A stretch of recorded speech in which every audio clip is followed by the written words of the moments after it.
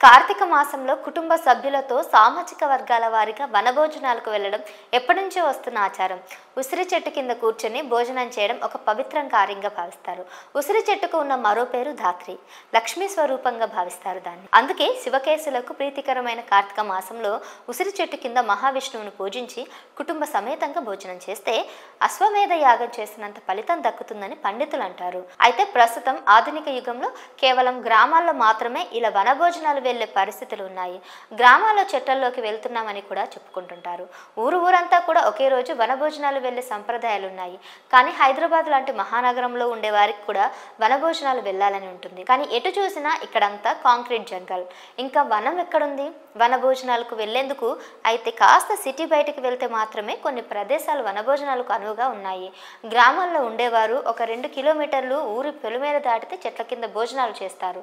కానీ హైదరాబాద్ వాసులు కాస్త దూరమైన ఒక 50 కిలోమీటర్లు వెళ్తే పవిత్రమైన కార్తీక మాసంలో శాస్త్రం ప్రకారం కుటుంబ సమేతంగా వనభోజనాలు ఆచరించవచ్చు. మరి హైదరాబాద్ చుట్టుపక్కల వనభోజనాలకు అనువైన 5 ప్రదేశాలు ఏంటో ఇప్పుడు చూద్దాం. 1. Narsapuram forest. Narsapuram forest urban park Hyderabad నుండి 40 కిలోమీటర్ల దూరంలో ఉంది. ఇది అందమైన అడవి, చెరువు, వృక్ష జంతుజాలంతో నిండి ఉంది. ఇక్కడ ఔషధాలనిచ్చే రకరకాల మొక్కలు కూడా ఉన్నాయి. పార్కులోని వాచ్ టవర్ నుంచి నర్సాపురం అటవీ అందాలు చూడొచ్చు. అనంతగిరి కొండలు. అనంతగిరి కొండలు హైదరాబాద్కి కాస్త దూరమైనప్పటికీ దట్టమైన అడవికి వెళ్ళిన ఫీలింగ్ కలగాలంటే బెస్ట్ స్పాట్ అని చెప్పవచ్చు. ఈ ప్రాంతం వికారాబాద్ జిల్లా కిందికి వస్తుంది. ఇది మూసీ నది జన్మస్థానం కూడా. అనంతగిరి పద్మనాభ స్వామి దేవాలయం చాలా ప్రసిద్ధి చెందింది. ప్రాచీన గుహలు, కొన్ని కోటలు, దేవాలయం ఈ ప్రదేశ ఔన్నత్యాన్ని తెలియజేస్తాయి. హైదరాబాద్ నుంచి ఈ ప్రదేశం 75 కిలోమీటర్ల దూరం ఉంటుంది. ఉదయం వెళ్తే సాయంత్రం వరకు హ్యాపీగా గడిపి రావచ్చు. 3. కీసరగుట్ట. ఈ కీసరగుట్ట వద్ద శ్రీ రామలింగేశ్వర స్వామి ఆలయం ఉంది.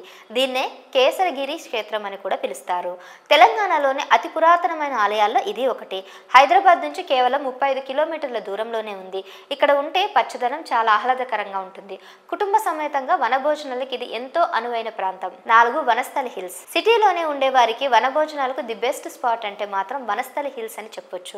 వనభోజనాలతో పాటు ఫోటోషూట్లకు కూడా చాలా మంచి లొకేషన్. సిటీకి కేవలం 16 కిలోమీటర్ల దూరంలో ఉన్న ఈ ప్రదేశం నిజంగా వనభోజనానికి గొప్ప వేదిక. 5. కొండపోచమ్మ.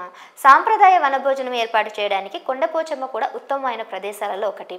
ఈ ప్రదేశం హైదరాబాద్ నుండి దాదాపు 50 కిలోమీటర్ల దూరంలో ఉంది.